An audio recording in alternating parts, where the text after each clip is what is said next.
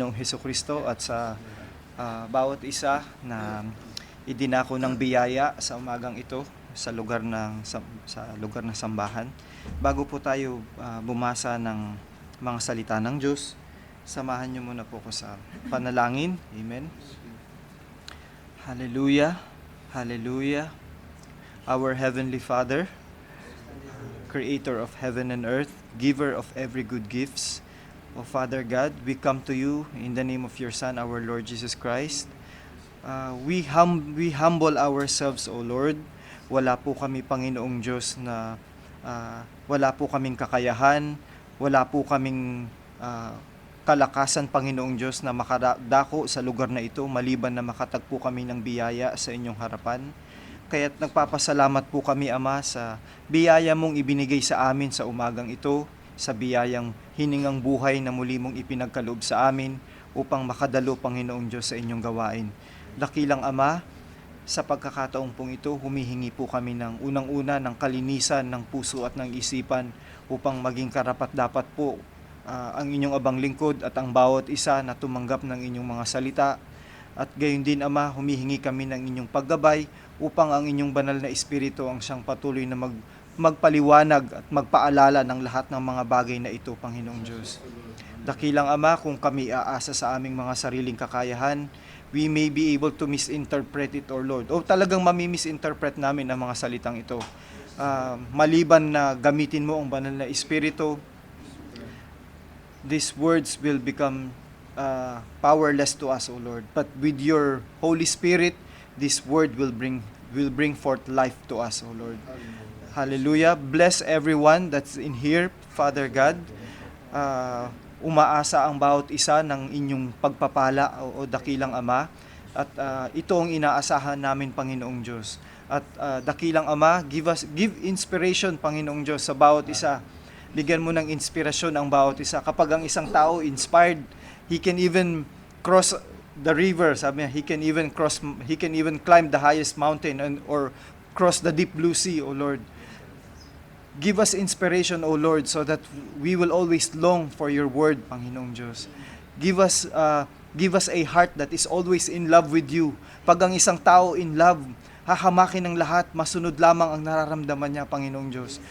Bigyan mo kami ng pagka-in-love sa inyong mga salita. Bigyan mo kami ng pagka-in-love sa inyo, Panginoong Diyos, upang patuloy na so that we will always live for this moment, living for your word, O Panginoong Diyos. We will live as if this is the last day, Panginoong Diyos. Salamat po, Ama, at patuloy kaming humihingi ng inyong proteksyon. Humihingi kami, Panginoong Diyos, ng inyong pag-iingat. Thank you, Lord, for your love, for your blessings, O Lord. Your steadfast love, they are new every morning, sabi ng awitin, Panginoong Diyos. At anuman po ang aming mga pangangailangan, Panginoong Diyos, great is thy faithfulness.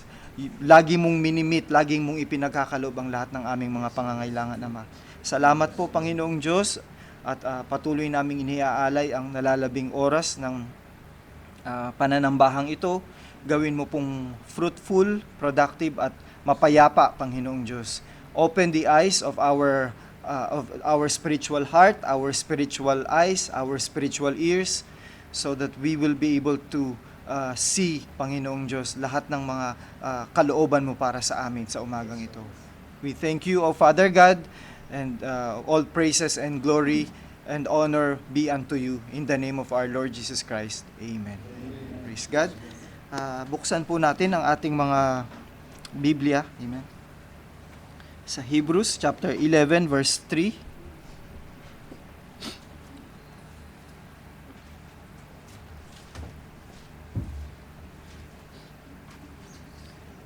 Verse 3 po.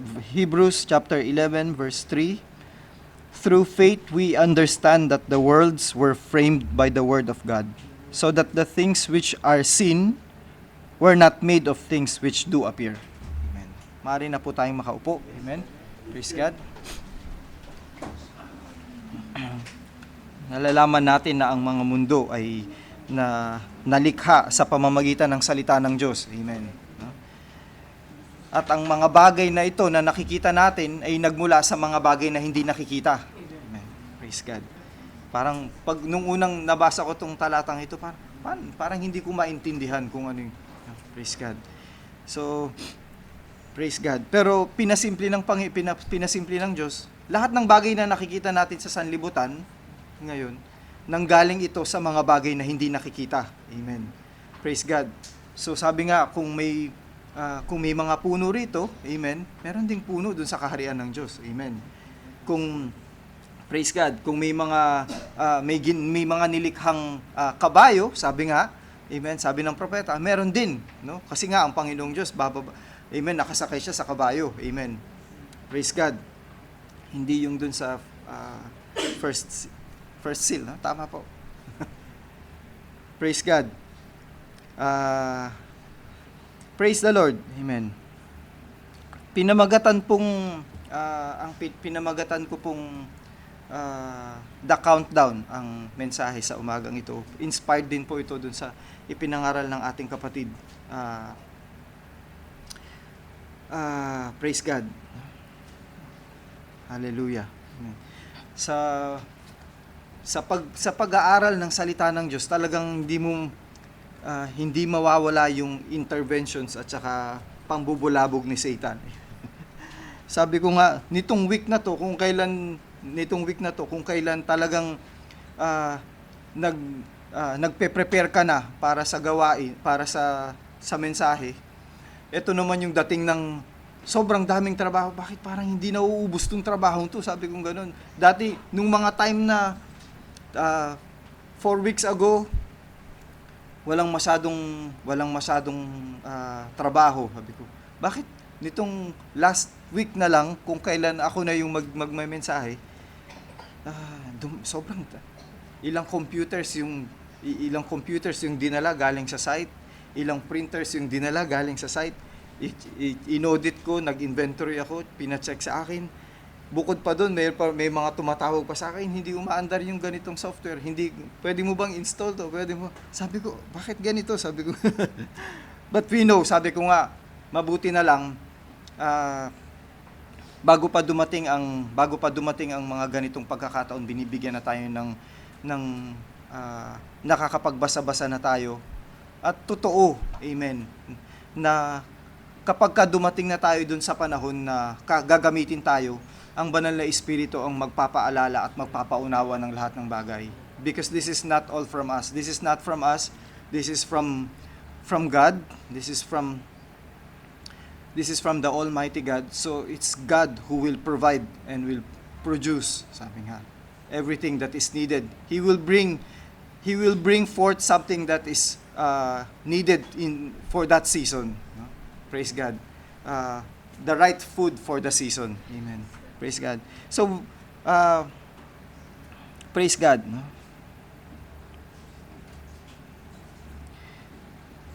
Praise God. Pag may countdown, amen. Usually there's very important event that's going to happen. No? Pag may countdown, amen. Kung mapapansin nyo. For example, halimbawa dun sa paglilipat na yung bagong taon, no? From old to new. Usually may countdown 'yan, no? Kung sino man yung nakapansin o yung mga nakakapanood sa internet o sa TV, yung sa New York, amen. Yung meron silang New Year's Ball na tinatawag. Tapos yung New Year's Ball nagka-count 'yan. 10, 9, 8, 7. Maraming mga tao yung nandoon nakapalibot. Amen. May mga tao doon na nanonood, na nagwi-witness in present, at meron ding mga tao na nanonood through their television o sa internet. Amen. Pagkatapos ng countdown, may fireworks, no? May malaking pagsasaya. May malaking pagdiriwang, amen, ng pagsalubong sa bagong taon. Amen. Di ba? Ganon ang usually kapag may countdown, merong isang malaking event na dumadating. Amen. Hindi lang 'yun, amen. Sa sporting event, yung very popular na sporting event na ginaganap every 4 years. Amen. Yung Olympics. Makikita mo, meron silang merong countdown. Pag pumunta ka nga sa website ng sa Japan, doon sa website, Olympic website ng Japan, meron na silang countdown doon. 2020 pa gaganapin yung Olympics, pero nagka-countdown na sila kung ilang years or ilang months or ilang days, yung hour at seconds na lang ang natitira para dun sa event na yun. Amen. Bakit? Napakalaking sporting event ang Olympics. Amen. Merong isang napakalaking bagay na magaganap para sa mga sports people, sabi nga, dun sa mga atleta, no? Hindi lang sa mga atleta, pati na rin sa mga bansa. Amen. Dahil mapapatunayan ng mga bansa kung sino yung mga nagdo-dominate when it comes to specific mga sporting field, no? Kung sino yung magdo-dominate sa swimming, sino na yung mga papanoorin nila, aabangan nila, kung sino na magdo-dominate sa football, kung sino magdo-dominate sa ganito. Amen. May malaking event na mangyayari, kaya meron silang countdown. Amen. Praise God. Amen. Sa paglo-launch meron pang isa. Amen. Sa paglo-launch ng isang rocket ship. Sino na nakakita nito? Siguro, yung early rocket ship na launch is around 1960s. Amen. So, yung halos karamihan dito sa atin nabubuhay na. Halos karamihan dito sa atin na-witness na. No? Na-witness yun. Dahil naganap yun matagal na. No? Matagal na panahon. Praise God. So, pag ang launch ng rocket ship, amen, may countdown din yan. Praise God. No? 10, 9, 8, 7, 6, 5, 4, 3, 2, 1. At maglo-launch yan. No? That's a big event. Amen. Sino sa mga bansa rito ang nakagawa lang ng mga ganun? Amen. Iilang bansa lang. Amen. And that's a big achievement for a nation to be able to send someone in the outer space. No? That's a big achievement. May malaking event that's a big event. Halos lahat ng mundo nakatutok. Amen. Pinapanood, wini-witness yung malaking event na yun. Amen. Sabi nga, that's one small step for a man, one giant leap for mankind. May nagsalita ng isang ganun. Amen. I think it's Neil Armstrong. Amen. Nung una siyang mag-step in sa moon, no, sa surface ng moon. Amen. That's one small step for man, one giant leap for mankind. Amen. Anong common meron ng mga ito? Amen. Anong common ang mga event na meron na ito? Amen. No? Ang common nila, hindi sila secret, no? Kasi may event, alam mo na may event na mangyayari. Hindi secret tong mga to. Amen. Alam mo kung kailan sila magaganap, kasi may countdown eh. No? 10 days, 4 hours, 3 minutes, 2 seconds. Alam mo, 10 days pa. No? So, hindi sikreto kung kailan magaganap ito. Praise God. Months before, meron ng preparation yung mga tao. Maglilib ako sa ganito kasi merong Olympics, merong ganito kasi ito na lang yung natitirang araw. Maglilib ako. May preparation kang gagawin. Sa New Year, ganito na lang, 3 araw na lang sa New Year, bago mag-New Year, magpe-prepare ako ng mga makakain na ganito. Magpe-prepare ako ng ganito. Ganito yung isusot ko. No? Isusot ko yung may mga polka dots para buenas daw yun, may swerte daw yun. Praise God. Magpe-prepare ako ng mga prutas, no? Na bilog. No? Alam mong may countdown, kaya ka nagpe-prepare. Alam mong may event na mangyayari, kaya ka nagpe-prepare. Praise God. Praise God. Months before, meron ng preparation. Yung mga tao na dadalo dun sa exact date. Amen.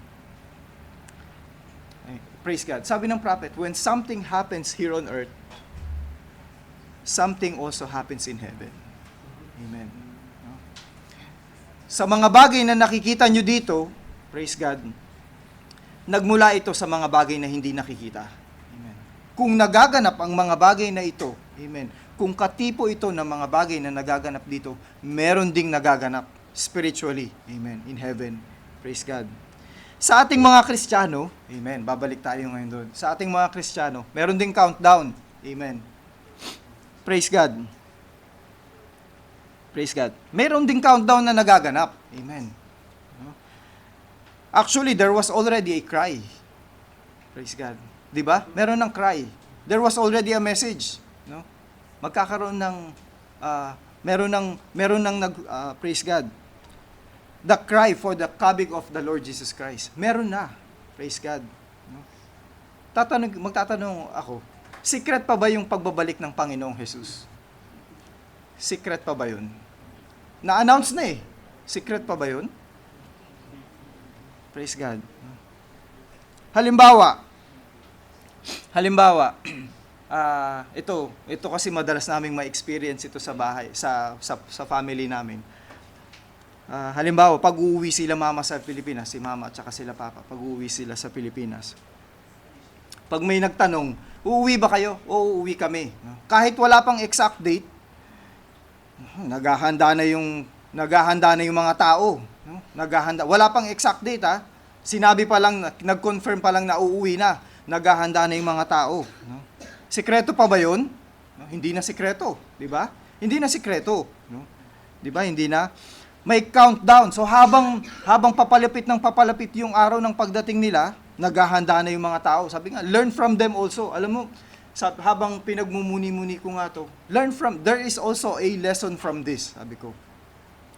Maaga pa, wala pa yung mga dadating, nandun na sila. Hinihintay na yung mga dadating.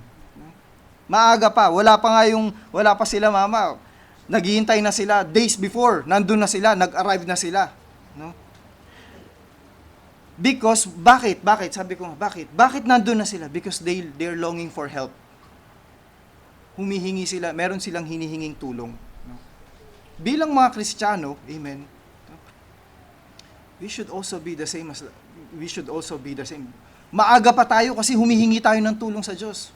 We want to be removed from this earth, no? Kailangan dumating na ang Panginoon. We should groan. Kahit maliit lang na tulong yung makukuha nila galing kila mama at kay papa, may pag-asa, namamag-asa sila na meron silang makukuhang tulong. No, Panginoon, sabi nga nung babae, kahit yung mumu na nahuhulog sa dulong ng lamesa, kahit yun na lang yung mapunta sa akin, sabi niya, kahit yun na lang yung kainin namin. Praise God. Wala pa yung Panginoong Jesus, pero dapat nandun ka na, naghihintay na. No? Hindi pa dumadating ang ating Panginoong Jesus, pero dapat naghihintay ka na, nandun ka na, maaga ka pa. No? Sino? Bakit? No? Yung maagang dumadating, sila yung mas nabibigyan ng marami. Kaya nila gustong dumating ng maaga kasi para mas marami. Oo nga naman. No? Pag dumating ka ng maaga at nandun ka na, no? Siyempre, ikaw ang makakakuha ng mas maraming biyaya. Naghanda yan, kahit na sumakay lang yan ng, sabi nga, alam nyo, kahit sumakay lang yan ng, yung kolong-kolong, yung kulungan ng mga baboy. Kahit sumakay lang yan dun, basta makapunta lang ng maaga, pupunta yan dun, kasi alam nila, makakakuha sila ng biyaya. Dapat ganun din yung eagerness ng isang Kristiyano. You know, you will face anything or everything, basta nandun ka lang, maaga ka lang makapunta dun, dahil maaga kang makakakuha ng biyaya galing sa Diyos. Yung biyaya, first hand mong makukuha. Hindi latak. Kasi pag huli ka na dumating, latak na lang ang mapupunta sa'yo. Amen. Tira-tira na lang kung ano na lang yung, ay, wala na kasi, ito na lang. Oh. Pero pag maaga ka, praise God, may lesson, sabi nga, praise God. Naalala ko nga, amen. Naalala ko noon, nung galing, natatawa lang ako, sabi ko kapag naalala ko yun. Sabi ko, nung dumating si mama galing ng nagbakasyon galing sa Japan, pagbaba pa lang niya ng sasakyan, palakpakan na yung mga tao. Sabi ko, bakit? Nagpapalakpakan na yung mga kamag-anak ni mama, kapatid ni mama. Sabi ko, yung kagalakan ng mga tao, hindi mo makontain. Samantalang si mama amen, sa pagiging tao, amen, tuwang-tuwa na sila. Amen. What if our Lord, this moment will come? For those who are free from sin, would it bring you joy? Or would it bring you sorrow or deep despair? When the Lord in glory comes, will you meet Him in the air? Praise God. Praise God. Sabi ko nga, naalala ko yun, palakpakan, pagbaba pa lang ni mama ng van, palakpakan na yung mga tao.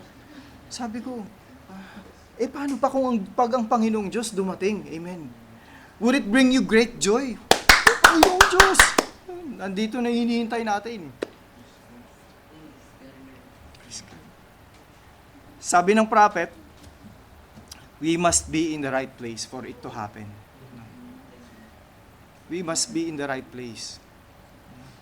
Kung wala ka, nung dumating si mama doon, no, at wala kang i-expect na regalo. Amen. Wala kang i-expect. You're not in the right place. No? Don't expect something. No? Ibig mong sabihin, aasa ka na sasalubong ka sa ating Panginoong Hesukristo, tapos wala ka naman sa tamang lugar. Diba? Yung mga binuhay na Old Testament saints, they were in the right place. Kaya nga Joseph, amen, nung bumalik na sila sa Israel, pinadala niya yung buto niya because he wants to be in the right place. Amen. It's the same also with us, no? There is a countdown, but you have to be in the right place. We have to be in the right place. Don't expect anything. Don't expect to be part of the rapture if you're not in the right place. Amen. Balik tayo sa tanong, sikreto pa ba yung muling pagbabalik ng ating Panginoong Jesus? Sikreto pa ba? In-announce niya na di ba? Praise God. In-announce niya na Pero kung itatanong ko sa inyo kung kailan yung eksaktong araw, yun ang hindi natin alam. No? Pero, alam natin na babalik na. Di ba? Alam natin na babalik na. Sinabi na there was already a midnight cry. Praise God. Well, sabi nga, amen, dun sa Matthew chapter 25, amen. The kingdom of God is likened unto 10 virgins. Amen. 5 were foolish, and 5 were wise. Yung wise, meron silang extrang oil na dala. Amen. Meron silang dalang extrang oil. Amen. Pero in the midnight, they all slept and slumber. Ano ba yung nakatulog? Ang virgins, pag sinabi mong virgins, malinis no? Malinis. Praise God. So, ibig sabihin, hindi nakasama dito yung nasa denomination. Amen. Mga denominational. Kasi, malinis ito. Namuhay sila ng malinis. Amen. Pero nagkulang sila ng oil, ng banal na espiritu. Amen. Praise God. Praise God. What does slumber or yung slept mean? Ano bang ibig sabihin nun?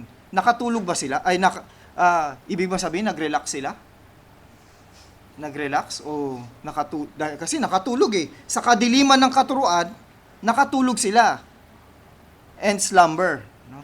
They slept and slumber. Pero alam niyo, pag titignan niyo yung ibig sabihin ng slumber, hindi ito kasi pag natulog ka, iba-iba ang level ng pagtulog no? Merong yung deep sleep na tinatawag, kahit niyuyugyug mo na, hindi nagigising yan.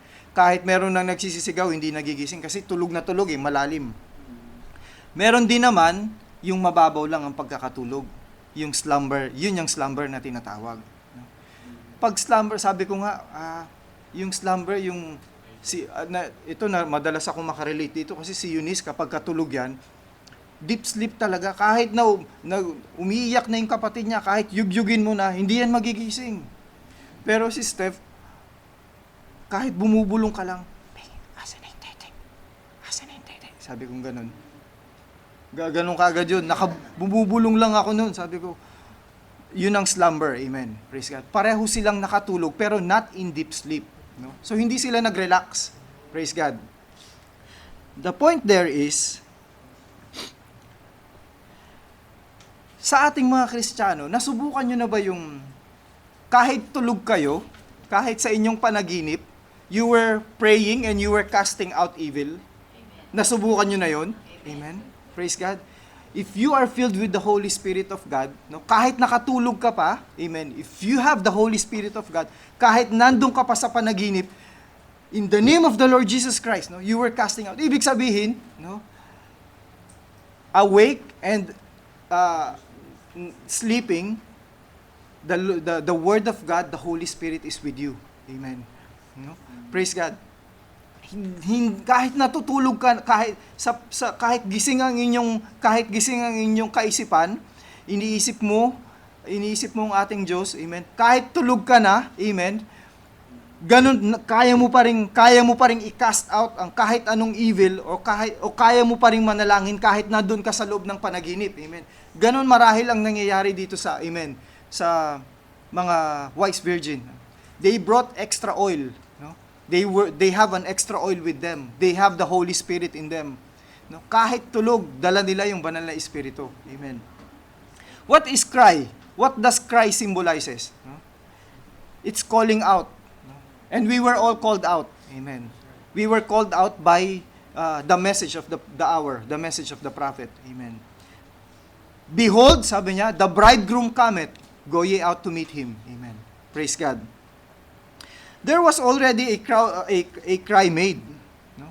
Yung forerunner, dumating na at nakatulog na. Amen. No? Nung dumating si John the Baptist para i-forerun ang pagdating ng ating Panginoong Hesukristo, dumating si John the Baptist para i-forerun ang ating Panginoong Hesukristo. Nung dumating na ang ating Panginoong Hesukristo, nawala na siya sa scene. Amen. Dumating ang ating prophet, amen.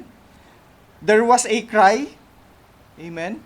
The message of the hour, amen. At pagkatapos na mahinga na siya, amen. At dumating na ang ating Panginoong Hesukristo, amen. Christ is already in us. Hallelujah. We are now living in His presence. Nabubuhay na tayo sa presensya ng Diyos. So kahit tulog pa tayo, amen, day in or day out, asleep or awake, amen, we are living in the presence of God, amen. Hindi man alam natin na darating ang ating Panginoong Hesukristo, kahit hindi natin alam kung kailan yung eksaktong araw ng kanyang pagdating, pero alam natin ang kanyang muling pagbabalik. At dapat meron tayong paghahandang countdown na ginagawa, amen. Praise God. Praise the Lord.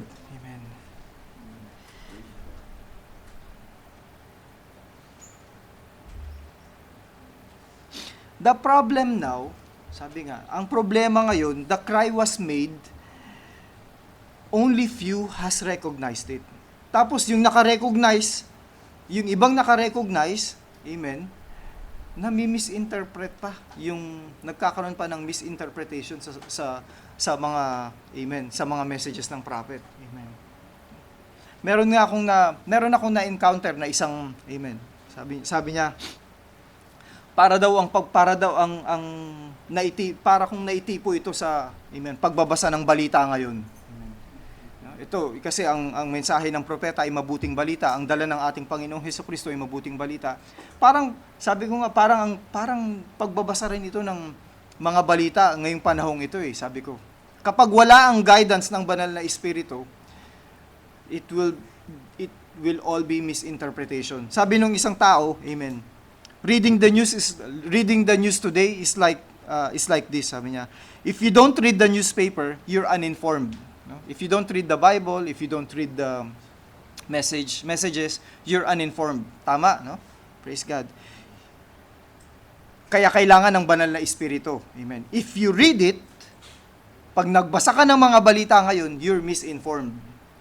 Sa sobrang dami na ng nagkalat na balita ngayon, hindi mo na alam kung alin yung mga tama dito sa mga balitang to. So if you read the news, if you listen to the news, if you watch the news, you will be misinformed. Now, unless you have the guidance of the Holy Spirit, that's divine, no? That's divine providence. Hangga't walang banal na espiritu, it will just all be misinformation. Lahat ng ito will just be misinformation. Kaya kailangan talaga ang banal na espiritu. Amen. Hindi kailangan ng lisensya, ha? Never Jesus Christ introduced or God introduced license, no? Mga software lang ang may kailangan ng license or driving license, no? Pero when it comes to the Word of God, God will never require license. Amen. God will require a humble heart, no? A humble heart. That's the only time He can work on you. No? Praise God. And when you become true to God, if you humble yourself and you become true to God, God can work wonders in you. Praise God. Anong long term nito? Kasi ang mga tao ngayon, ang nangyayari, praise God, wala nang ginawa kundi magpaunahan kung sino magiging first. No? Sa mga newspaper, sa mga website, wala nang ginawa kahit mali na yung ibalita. Amen. Praise God. Everyone and everything is becoming a race right now. Lahat nagiging puro race na. What is the effect of this? Sabi niya, the effect is the need to be first. Not even true anymore. Gusto nila maging una sila kahit hindi na sila totoo. Basta maging una lang sila. Amen. Praise God. Basta mailathala lang sila na sila yung pinakamaraming miyembro sa buong mundo. Kahit hindi na hindi na totoo yung pangaral nila, basta maging number 1 lang sila sa buong mundo na denomination o number 1 church lang sila. Sila yung may pinakamalaking church sa buong mundo. Wala silang pakialam. Amen. Basta maging number 1 lang sila. Amen. Everything now is becoming a race. No? Sa church natin, amen. Sa church na itinatag ng Diyos, amen. Walang ibang ituturo kundi ang katotohanan. Masaktan man o hindi, katotohanan lang ang sasabihin. Amen. We don't long or we don't aim for number 1. No? May isang news portal sa Pilipinas. Amen. Reputable siya. Amen. Pero pag binasa mo yung mga balita na binabalita niya, praise God, puro mga imimislead ka lang. Yung truth, tinitwist nila. Kasi nga, pag tinwist nila yung truth, amen, pag minislead nila yung mga tao, magkakaroon ng influx dun sa traffic, dun sa website nila. Magiging number 1 nga naman sila. Sa dami ng supporter ng isang political figure na to, sa dami ng supporter niya, pupunta nga naman lahat dun, magko-comment, magiging gano'n. Magiging number 1 nga naman sila, gano'n. They don't care anymore. Same as wag na nating sabihin yung denomination. Yung ibang mga churches ngayon, amen. Wala na silang, they don't care anymore whether it's true or whether it's, as long as magge-generate sila ng maraming tithes, maraming pera, amen, no? Para lang makapag-generate sila ng maraming mga, amen, financially, amen. They don't care anymore whether it's true or not. Amen. They don't care anymore whether they don't care anymore if it's from the Holy Spirit or not. Praise God. We live in a society now where it's just first. Kailangan kami. Nauna kami dito, matagal na nga kami dito, matagal na kami sa end time. Madami na nga kaming nabasa. They don't care anymore whether it's the truth. What they care about or what they brag about is sila yung nauna. Marami na kaming nabasa. Mas marami kaming natutunan kaysa sa inyo. Pero hindi ganun. When it comes to the Word of God, when it comes to salvation, it's hindi tinitignan dito kung gaano ka intellectually yung capacity mo when it comes to your intellectual. Praise God. Sabi nga, anything you practice, kahit yung pagsisinungaling, kapag pinractice mo, magiging expert ka. Di ba? May mga taong ganun, na ako, pagka tinanong na ako, sabi ko, hindi ko, alam na alam mo na, hindi ko alam paraanan na no? Kaya, mas maganda na talagang sabihin mo na yung totoo. Pero yung ibang tao, pagka tinanong mo, ang galing magsinungaling, ang galing mag-twist ng mga salita. Kala mo talaga totoo. No? Sabi nga, anything that you practice, no? Even lies, you will be expert to it, sabi nga. No? Praise God.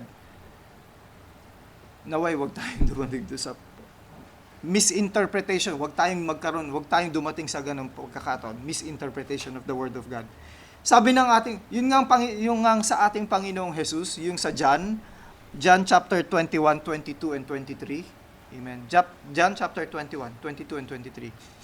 Sabi niya, kasama niya si John the beloved na nakahilig sa kanyang dibdib. Amen.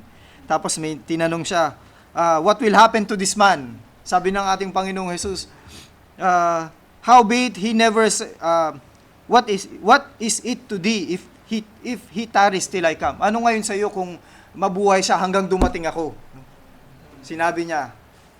Tapos ang pinagkalat na ng mga apostol, no? Mabubuhay siya ng matagal, no? Kung yung Panginoong Hesukristo nga nung time na yun na misinterpret nila, no?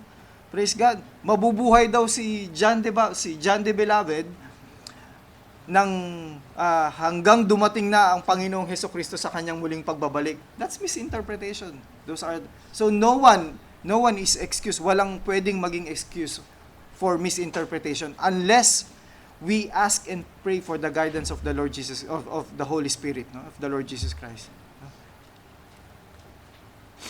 Paano yan? Paano to? Sabi niya. Sabi nga ng prophet, meron siyang binigay na halimbawa para tayong isang baril Para tayong isang baril. If a gun is perfectly balanced, sabi niya, if a gun is perfectly balanced, perfectly trained and sighted, na-calibrate mo, amen, balance yung kanyang mga bawat bahagi nung baril na to, sabi niya, it's got to hit the target. Kaya niyang i-hit ang target. Unless that barrel moves or twists. Unless na-move yung barrel or na-twist. Amen.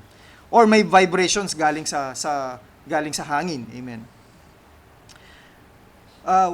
Kapag nangyari, tayo bilang mga Kristiyano, kapag nangyari yung mga bagay na yun, we are calibrated, we are perfectly trained. Kung mangyari man sa atin yun, the best that we can do is to go back to the word, sabi ng prophet. Is to go back to the word. Kung halimbawa man na mag-twist o magkaroon ng vibration at mawala tayo, amen, let's go back to the word. Ganun lang ang gagawin natin. Let's always go back to the word. Don't misinterpret the word of God. Because, sabi niya, a man trying to explain all of this in his own intellect is walking on dangerous grounds. Any man trying to explain all of this in his own intellect is walking in a dangerous grounds. Praise God. So, praise God. Babalik tayo. Happenings here on earth always represent something that's happening also in the spiritual realm. Amen. Sa lahat ng bagay na nilikha, ang lahat ng bagay ay nilikha sa pamamagitan ng mga bagay na hindi nakikita. Amen. Praise God. If we are to give example to this, no? Sabi nga, yung mga bagay na hindi nakikita, yung mga bagay na nakikita ay nanggaling sa mga bagay na hindi nakikita. Noong unang panahon, amen, ang paraan ng transportation, amen, ng mga tao, amen, una sa paglalakad lang di ba? Nilalakad lang nila milya-milya. Tapos matagal bago sila makarating dun sa destinasyon na pupuntahan nila. Pero nagkaroon ng pag-angat pagdating sa transportation. Nagkaroon na ng kabayo, no? Sumasakay na sila sa kabayo ngayon. So dati kung inaabot ang pagpunta dito hanggang sa isang lugar ay inaabot ng 1 linggo, nahati na, naging 3 araw na lang dahil sa pagsakay sa kabayo. Tapos isa lang ang nakakasakay. So nagkaroon na ng karwahe, no? Nag-umangat yung kabayo, nilagyan ng karwahe, marami nang pwedeng isakay, no? Dati isang tao lang ang nakakapunta dun sa isang lugar na yon sa loob ng 3 araw. Ngayon, 5 tao na ang pwedeng pumunta sa lugar na yon sa loob ng 3 araw. Amen. Praise God. Tapos sumunod, nagkaroon uli ng pag-angat.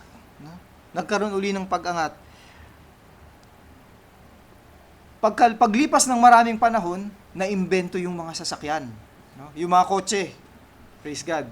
Mga sasakyang panglupa. Dati, kung pupunta ka sa lugar na yon, aabutin ka ng 1 linggo sa pamamagitan ng paglalakad. Umangat, naging 3 araw na lang.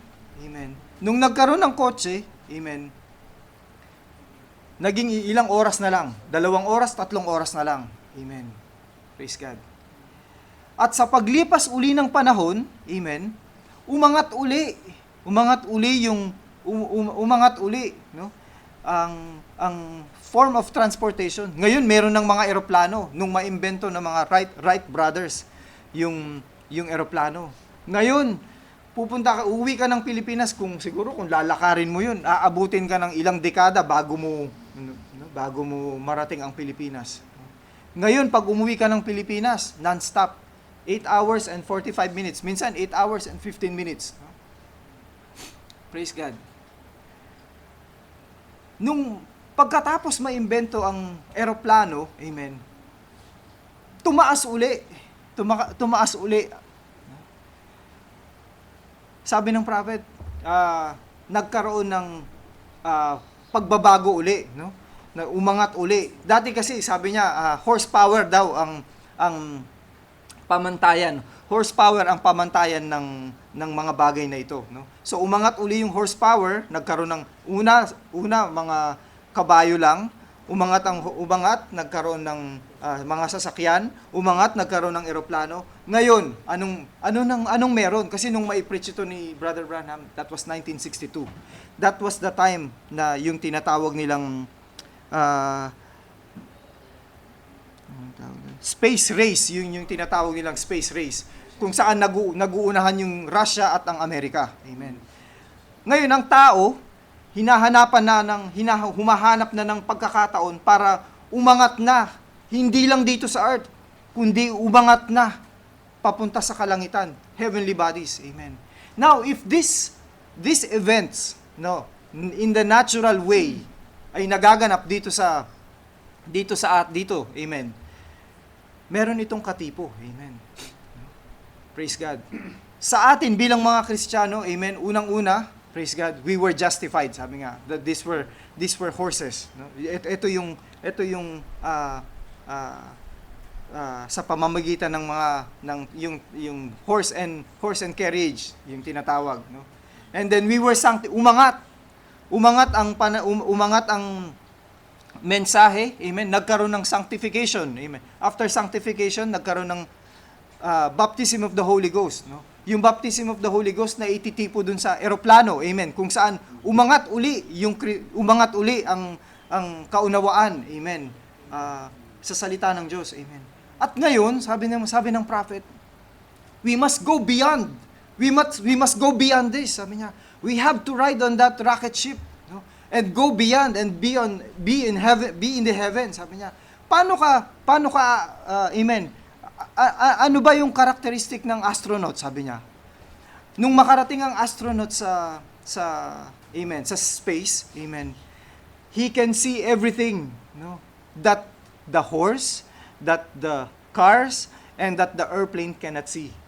Ang airplane minsan, umangat siya, pero ang nakikita niya lang is yung hanggang yung edge lang ng mundo. Pero kapag ka nasa outer space ka, hindi lang earth ang makikita mo, no? Praise God. You will have a full view of the heavenly bodies. Amen. Praise God. We have to be like that, sabi niya. Kailangan nating umangat. Amen. Praise God. God is achieving something spiritual. And unless na umangat tayo, hindi tayo makakasabay. Unless na umangat ang ating pananampalataya, hindi tayo makakasabay dun sa pag-launch ng rocket ship. Unless na umangat tayo. And we have to go beyond, sabi niya. We have to go beyond. Praise God. Ito na-encounter bilang isang halimbawa, praise God. Sabi niya, during the space race between the US and Russia, sabi niya, there are only 2 nations competing kung sino yung unang makakapunta sa space. Amen. So there are only 2. If you're in the second place, praise God, that's a bad thing, di ba? There are only 2 nations competing kung sino yung mauuna sa space exploration. And if you fell on the second place, second place na yun, that's a bad thing. Parang naalala ko tuloy yung nasa top 5 ako. Ilan ba kayo? 5 lang. Oo, nasa top 5 ka, pero 5 ka. So, ibig sabihin, ikaw ang pinakahuli. Amen. Between the two, US and Russia, during the space race, amen, number 2 ka, talo ka pa rin. No? Because you were beaten by the first. Praise God. So, sabi ng isang tao, I need a mathematician, sabi niya. I need a mathematician who can compute these figures, sabi niya. Kasi kailangan nilang magkaroon ng exact computation, yung take off, landing, at yung orbit ng spaceship na gagawin nila. Amen. And they need a mathematician. Praise God. Nung time na yon, there were many mathematicians in the US. Pero no one can produce the exact calculation and computation. So sabi nung pinaka-head nila, I need a mathematician that can compute and can go beyond numbers, sabi niya. That's the same thing that we need to be as Christians. We need to have faith in God and go beyond. No? Praise God. Otherwise, kung hindi mo mabivision yung sarili mo dun sa kalagayan na yun, paano ka makakasama sa rapture? Amen. You have to go beyond. No? Praise God. Sabi niya, they need a mathematician that can compute the exact figure, but most importantly, they need a mathematician that can look beyond numbers. Praise God. We need to look beyond, and that's revelation. Only a person with a rapturing faith can look beyond. No? If you don't have the rapturing faith, how can you look beyond? No? Hindi mo nga in-expect na wala kang paniniwala sa sarili mo na mara-rapture. How can you look beyond that? God has prepared a mansion for you. No? Praise God. He needs to go beyond what sabi ng ating prophet, amen. Any man that ever lives for God will have to go beyond his 5 senses. He needs to go beyond what he can see. He needs to go beyond what he can feel. He needs to go beyond what he can taste and what he can hear. Amen. Only then, amen. Only then you can go beyond. Praise God. Sabi nung, amen,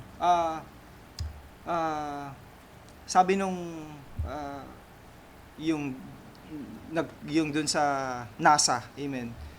Nung time na yon na ginagawa nila yung spaceship para makapagpadala sila ng tao sa space, amen. 1 degree off, sabi niya, just 1 degree off, it could have killed the astronauts. Just 1 degree off. 1 degree off lang dun sa kanilang geometric calculations. It could kill the astronauts. It's the same with us. Just one word, it could kill the life in you. So be careful. We have to be careful. Amen. We have to be careful. Amen. Something else, sabi nga, if something else is happening here on earth, God is also doing something spiritually. Amen. In spiritual realm. We got spaceships, we got space rocket. Amen. Praise God. Amen. What does it represent? Amen. Anong nire-represent nito? That God is preparing also. We are the spiritual astronauts, sabi ng ating kapatid. We are the spiritual astronauts, ready to take off. Ready to take off. Kaya lang, you should not have excess baggage with you. You can't bring anything with you. No? Kung ano lang yung applicable na pwedeng dalhin sa langit, yun, sa space, yun lang ang pwede mong dalhin. No? Praise God. You cannot, hindi mo pwedeng, praise God. Meron ngang, anong tawag dito? Yung sa isang napanood ko. Bakit daw, it took them how many years to invent a pencil na that they could bring into the spaceship, sabi niya gano'n. Parang 20 years, parang gano'n.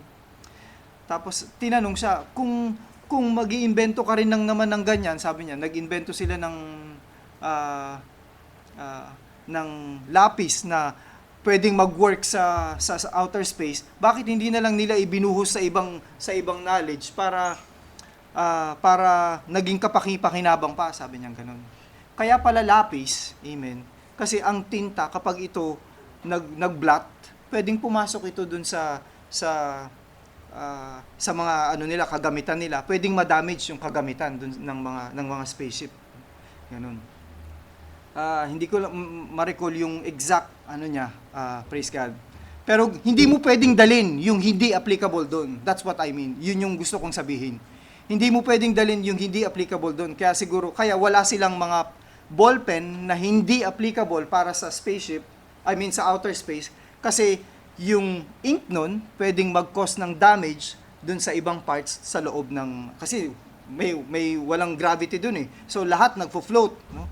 So kapag ka nagkaroon ng spill, pwedeng, praise God, pwedeng pumasok sa loob ng mga parts, pwedeng mag-cause ng damage. Amen. So sabi ng Panginoon, sabi ng ating prophet, if God is doing something here, amen, on earth, He's also doing something spiritually, in spiritual realm. Amen. Praise God. Sabi niya, you see the astronaut, babasahin ko lang po, you see the astronaut, he's so high that he can see things that a man in a horse and a buggy couldn't see. Praise God. So, he's so high, he can see things that a man in an automobile couldn't see. He's so high that he can see things a man flying in an airplane cannot see.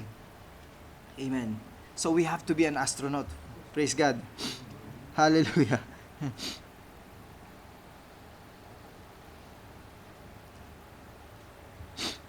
Sabi niya, in that morning, when John Glenn was siya yung isa sa mga astronaut, no? When John Glenn took off from a rocket spaceship, everyone was watching.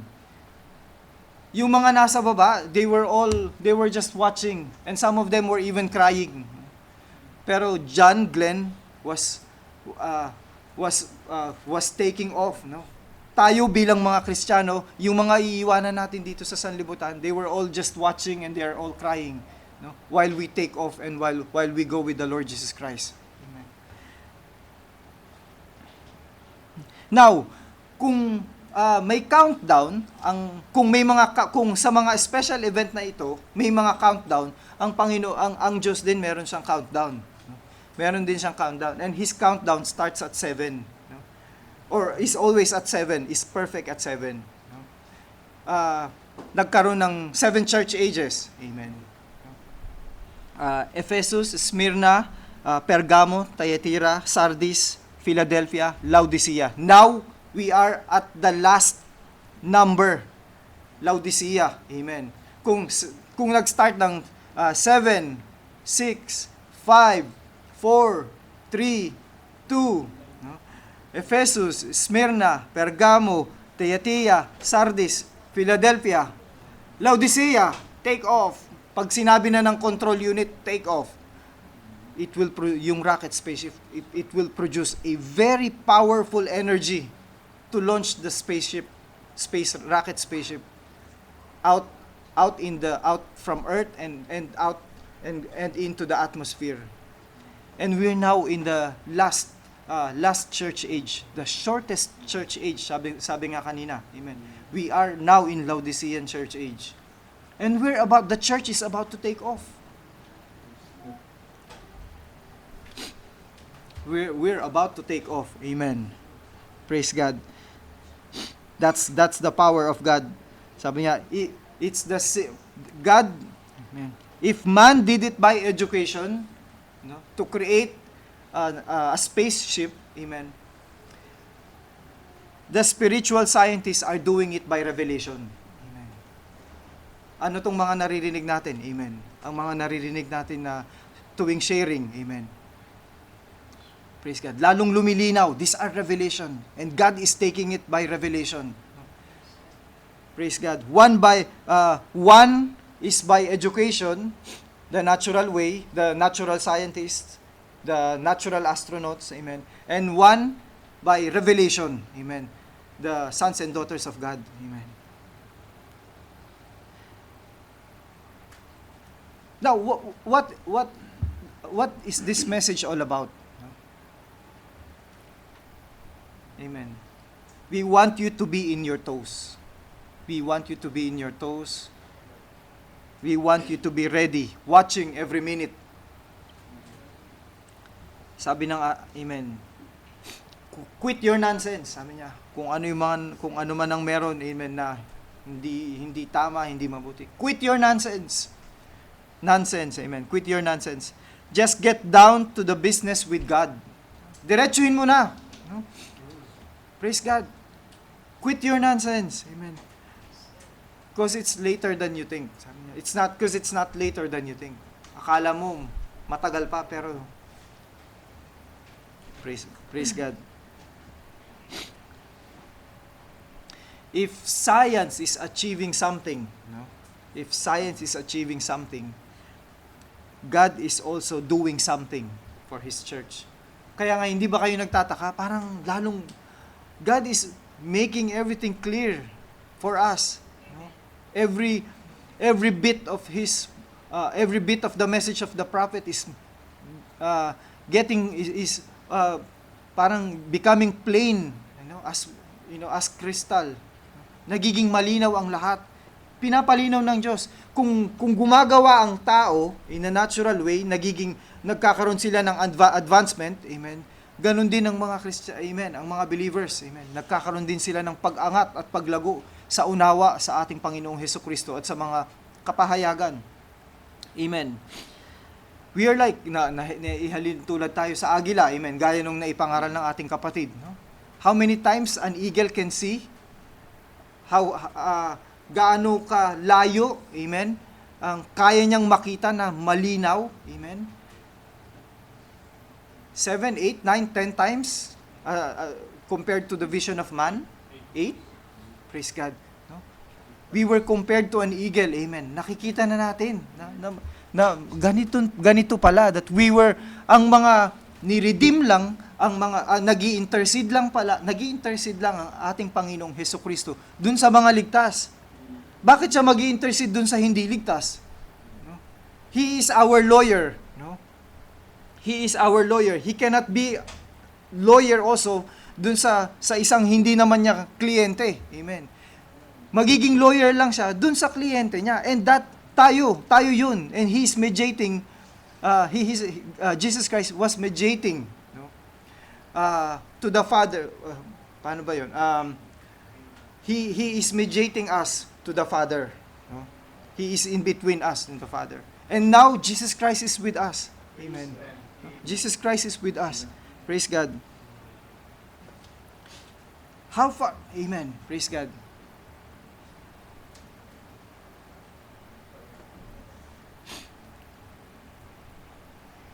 We have to go beyond. Amen. Praise God. We have to go beyond. Praise God. At ang bilin ng prophet, amen, amen, live as if this is the last day. Live as if it's going to happen today, the rapture. The countdown has started. No? The countdown has started way back Ephesians church age. And now we are at the last count, the last number. No? Laodicean church age. Praise God. And we are about to take off. Anyone who is not in the right place, don't expect. Amen. Don't expect. Praise God. Sabi ko nga, Panginoon, kasi ito yung binabasa ko, dalawang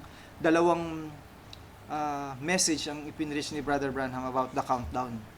And then, meron pang isa na gusto ko rin sana, the sudden secret away of the church. Kaya lang sabi ko, Panginoon, it's not me who provides the right food in due season, but it's you. No?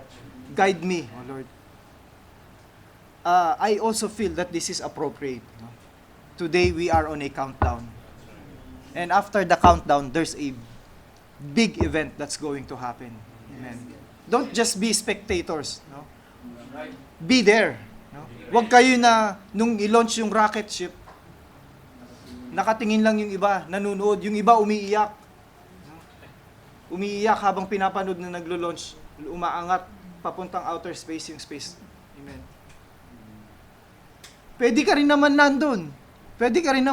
Amen. Pwede ka rin naman mapasama. Amen. Sa pagsalubong sa ating Panginoong Hesukristo. Amen. Praise God.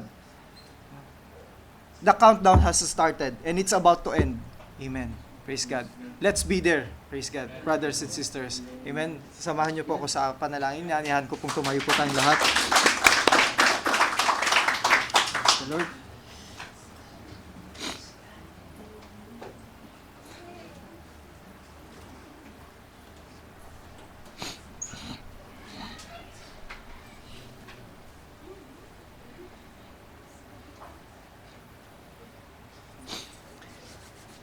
Hallelujah. Hallelujah. Praise God. Hallelujah, Lord. Dakilang Ama, aming Diyos na banal at makapangyarihan ka sa lahat. Lumalapit po kami, Ama, muling sa pagkakataong ito sa pamamagitan po ng inyong bugtong na anak, ang aming Panginoong Hesukristo. Panginoong Diyos, hindi po sa haba o sa ikli ng mga mensahe, Panginoong Diyos, kundi nasa nilalaman po, Panginoong Diyos. Naway ang nilalaman po ng mga mensahe na ipinahatid mo sa araw na ito ay tumimo sa puso ng bawat isa, Panginoong Diyos. At tulungan mo po kami, Panginoong Diyos, na makapaghanda in this final count of the countdown, O Lord. In the final hour of this church age, Panginoong Diyos, the Laodicea. Help us be prepared, O Lord. Help us, O Lord, na makapanalangin, makapag-prepare, Panginoong Diyos. Help us to be prepared as if this is the last hour, Panginoong Diyos. Help us prepare na dadating na ang aming Panginoong Hesukristo mamaya after a minute or after 2 minutes or after 1 hour. Help us na this is going to be the last day, O Lord. Help us prepare, O Father God. The countdown has started and it's about to end, Panginoong Diyos. Help us not to be just spectators, but help us to be part of that great event, O Lord. Remove, Panginoong Diyos, remove any form of sin or evil or anything that is not from you, Panginoong Diyos. Alisin mo po ito sa aming mga puso, Ama. Remove any selfishness, O Lord, but just put brotherly kindness, O Lord. Put your love in our heart, O Lord. Help us to have the mind of Christ, O Lord. Help us, O Lord, to be on our toes day and night, O Lord. Whether awake or asleep, help us, O Lord, to be on our toes, Panginoong Diyos. And most especially, O Lord, sinabi mo sa iyong salita, Ephesians chapter 4, verse 30, grieve not the Holy Spirit of God. Help us not to grieve the Holy Spirit of God until praise God, until the day of the redemption, until you send our Lord Jesus Christ. Hallelujah. Help us, O Father God. Entwine your word, Panginoong Diyos. Itali mo ng mahigpit ang iyong mga salita sa aming mga puso, Panginoong Diyos.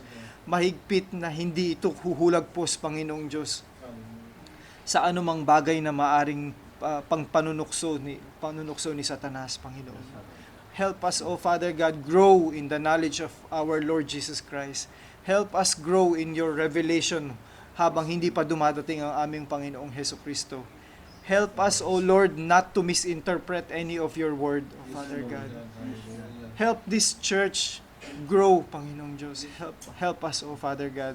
Wala po kaming magagawa, O Ama, kung sa aming ganang sarili lamang. And we humble ourselves, O Lord.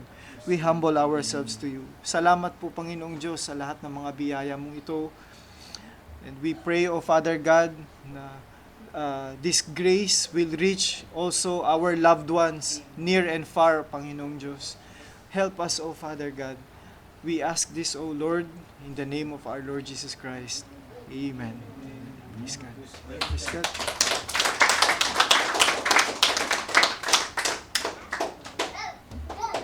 Praise God.